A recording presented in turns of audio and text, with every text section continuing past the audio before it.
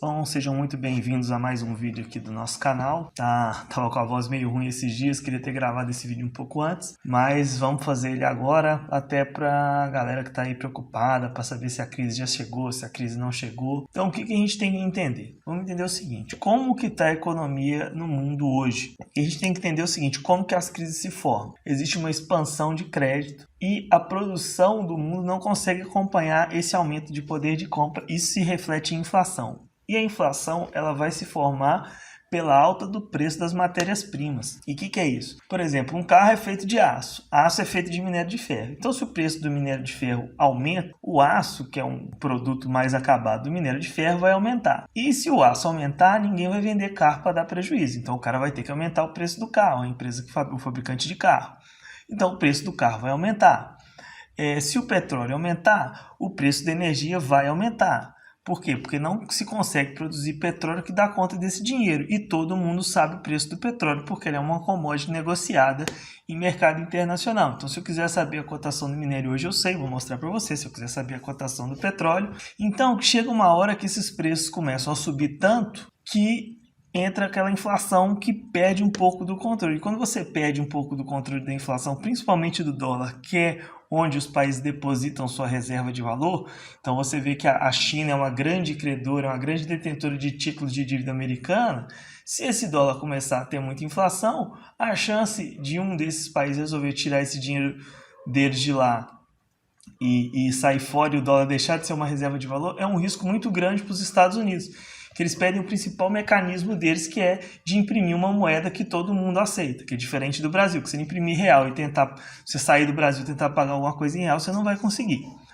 Então vamos entender como que estava a inflação nos Estados Unidos lá em 2008, a gente vê que estava em 5,60, aí a gente teve aqui a nossa crise de Covid, que jogou a inflação aqui para baixo. A inflação ainda ficou baixa, mesmo com aquele monte de injeção monetária que teve. Por quê? Porque estava todo mundo em casa e ninguém estava gastando esse dinheiro que estava sendo gerado. Quando o pessoal começa a vacinar bem lá nos Estados Unidos, a pessoa pode ir para as compras e todo aquele preço que estava represado, por exemplo, do cara que fabricava um carro e não estava conseguindo repassar o preço porque ninguém saía de casa e estava com medo de gastar, o cara começa a repassar. Ele fala assim, ó, eu tinha um preço de carro com aço custando X, agora o aço custa X mais 30%, meu carro vai ter que custar X mais 30%, e assim vai com todo tipo de coisa que você vende na economia. Então a gente tem aqui que a inflação agora está em 5,4%, que saiu em 11/8, e manteve o que ela tinha em 13/7. O que deu essa freada numa inflação que vinha subindo, galopando? Exatamente, a própria China tomou algumas medidas para tentar conter essa alta de preço de commodity. E isso fez essa queda aí que a gente tem de bolsas agora aí para frente. O que a gente tem aqui? Ó? Por exemplo, o minério que a gente falou lá no nosso último vídeo, que eu falei, acho que 220 é um preço perigosíssimo para o minério, foi exatamente esse preço perigosíssimo e ele já cai para 142. Isso é um indicativo que pode ser que a crise tenha realmente chegado. Isso aqui vai ser a ladeira abaixo e vai jogar Vale lá para baixo, vai jogar várias empresas lá para baixo. Por quê? Porque isso aqui indica a expectativa econômica de que as coisas vão cair, porque ninguém vai segurar aquela inflação americana em padrão de 2008. A gente vê o preço do petróleo também já querendo cair aqui. A gente vê que o topo foi lá na época do 2008, no pré-crise do subprime, e até isso explica para vocês porque há uma impressão que o governo Lula foi um ótimo governo. Não, simplesmente coisas que o Brasil vendia saíram de preços muito baixos para preços muito altos. Isso não tem nada a ver com ter sido bem ou mal administrado. Inclusive, o Brasil ficou mais dependente desse tipo de produto, que são as matérias-primas, as commodities, que a gente consegue saber o preço de cada uma aqui, fazendo uma simples consulta em qualquer site que fale sobre economia. O que também mostra o seguinte, eu vou só dar um exemplo para vocês, porque que preço de arroz subiu tanto lá atrás. Exatamente, o cara vê o preço do arroz, multiplica pelo valor do dólar e fala, eu vou vender para fora em vez de vender aqui dentro. Se eu vender lá para fora eu ganho 25, então eu vendo aqui dentro por R$25 5 kg de arroz, ou eu vou vender lá para fora e vai faltar arroz no país. O preço da soja também já indica uma queda aqui. Gás natural ainda continua subindo, mas teve uma leve queda aqui que pode indicar também que vai cair, o que não quer dizer que vai ter queda em preço de gasolina ou de gás natural. Por quê? Porque no Brasil, como a gente vive de commodities, se o preço das commodities cai, ou a gente vai subir os juros para tentar conter uma alta de dólar, ou o dólar vai disparar e é como se o preço em real vai continuar o mesmo, porque apesar do preço da commodity estar caindo, o preço do dólar está subindo. Então você tem, sei lá, tá a 4 dólares aqui, nesse caso aqui, por exemplo. E você tem um dólar a 5 reais, está valendo 20 reais. Se cair para 2, mas o dólar dobrar, continuaria 20 reais. O que eu não estou falando que o dólar vai para 10. Eu estou só falando assim, que uma queda na commodity não quer dizer que o preço no Brasil das coisas vai abaixar. Pode ser que eles até aumentem por causa disso. Porque se o que o Brasil vende começa a ficar mais barato, ou o país vai ter que subir mais ainda os juros para tentar atrair dólar para financiar a dívida brasileira e segurar o dólar, ou o dólar sobe e compensa essa queda das commodities. O aço a mesma coisa, a gente vê que ele vinha aqui disparando, por isso que o preço de carro dispara. Você tem o dólar subindo junto com o aço subindo, não tem quem segure o preço de carro.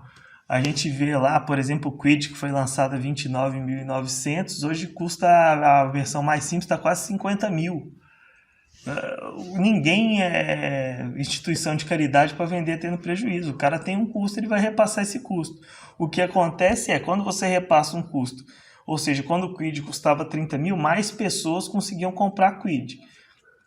Com o Kwid custando 50 mil, menos pessoas. Aí aquela capacidade de fábrica que o cara projetou para vender Kwids a 30 mil, que muitas pessoas compravam, agora menos pessoas compram e ficam com capacidade ociosa. E uma hora ou outra ele pula fora do Brasil, que nem foi a Ford. Então, vamos entender o seguinte. Eu falei lá no nosso último vídeo que o minério era um perigo naquele preço. E você vai ver o seguinte, não adianta, pode colocar quem for, pode ser o estrategista que for. Se o minério cai, a Vale cai. É uma dica que eu dou para vocês aqui, a grande verdade. Quando você comprar uma empresa que é produtora de commodity, Petrobras, Vale, empresa de gás, empresa de ouro, qualquer empresa que vende esse tipo de material, você não está comprando a empresa, você está comprando o preço da commodity.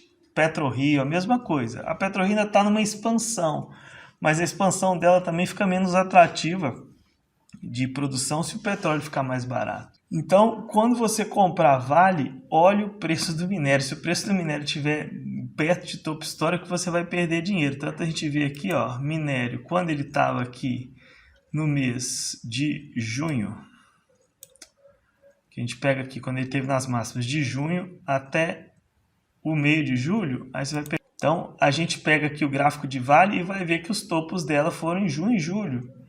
Quando realmente o minério a 200 dólares é muito perigoso. Isso impacta a inflação, ninguém quer uma inflação disparando no seu país. Então a gente vê que os topos dela foram aqui, agora ela desaba para baixo de 100 reais. E tem gente falando que Vale é uma baita oportunidade. Então, o que eu quero que a gente chegue na conclusão? A mesma coisa acontece com o Bovespa, que tem lá seus topos em junho e vai caindo. Porque o Brasil é um país que exporta commodities. Se a commodity cair, ninguém segura a bolsa. E a gente está vendo que as commodities estão caindo, basicamente porque elas que estão trazendo a inflação. Ninguém quer inflação, eles vão tentar tomar medidas para que as commodities não subam mais, não criem mais inflação. Então, o que pode talvez dar uma última pernada e segurar um pouquinho mais a crise, e a crise está cada dia mais próxima? São esses pacotes malucos do Biden lá nos Estados Unidos, que ele aprovou lá de 2 trilhões focado em infraestrutura. Isso pode ser que injete mais dinheiro na economia mundial e sustente mais um pouquinho. Talvez o minério volte a subir e consiga voltar ali perto dos 200 dólares. Mas o que eu digo para vocês, eu estou muito líquido agora nas minhas posições e estou operando muito cirurgicamente ali, com um pouquinho mais só de 10% em ações, vou mostrar aqui para vocês agora no final do vídeo, e é o que eu tenho. O que quer dizer o seguinte, se a bolsa der mais uma pernada de alta, essas ações que eu tenho, elas podem dar uma pernada muito grande de alta e compensar qualquer perda que eu possa ter. Mas se ela não der, eu estou só com 10% do capital em risco. Que eu vou falar para vocês, se houver algum circuit break na bolsa americana, eu zero minha posição em bolsa, esses 10% eu zero, e eu recomendaria vocês a zerarem.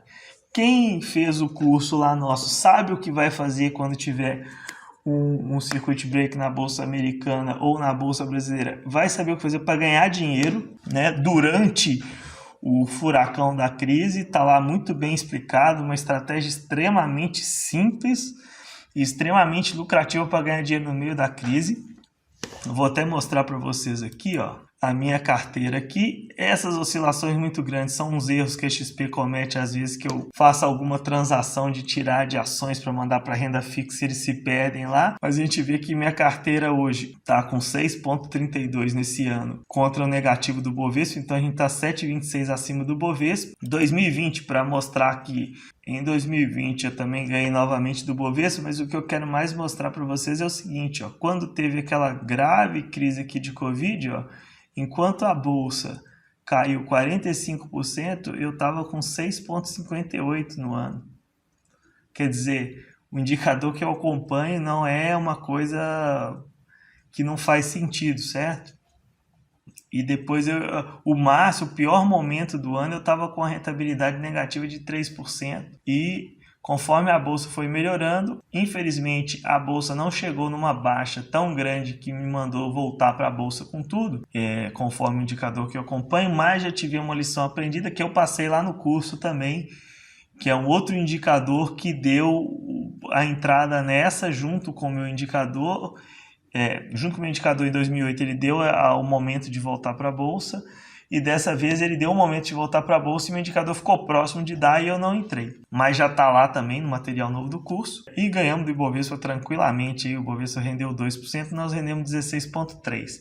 O que eu quero mostrar para vocês? Teve até um aluno do curso que tinha me perguntado, que está aqui como total investido 72,13%. Eu vou jogar na versão clássica aqui da XP, porque ela mostra exatamente o que é esse total investido, né?